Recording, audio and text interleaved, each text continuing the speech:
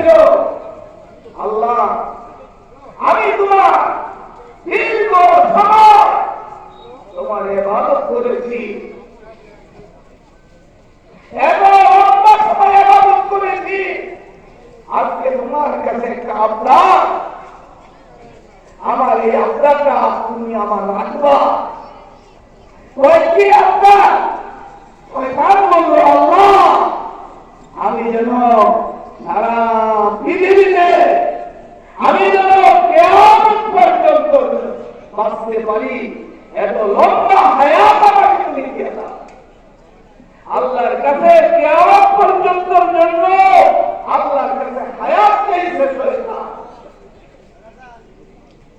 আল্লাহ বলছেন, যাও তোমাকে হায়াত দিয়া দিলাম, কিয়ামত পর্যন্ত শয়তান বাঁচবে। আর এই টাইম এই জন্য নিছে, শয়তান তো বলল আল্লাহ তরফ থেকে তার উপরে লানত। কি কারণে লানত? আদমের কারণে। কি কারণে বলে? আদমের কারণে লানত। আদমকে সেজদা করে নাই, এই কারণে লানত। আল্লাহ থেকে সময় নিচ্ছে কিয়ামত পর্যন্তর জন্য যে আদমকে এবং বনি আদমকে সে ওয়াসওয়াসা দিয়া, ধোঁকা দিয়া সে জাহান্নামী বানাইবে, এই শক্তি আল্লাহ থেকে দিছে। আদম সামনে ছিল,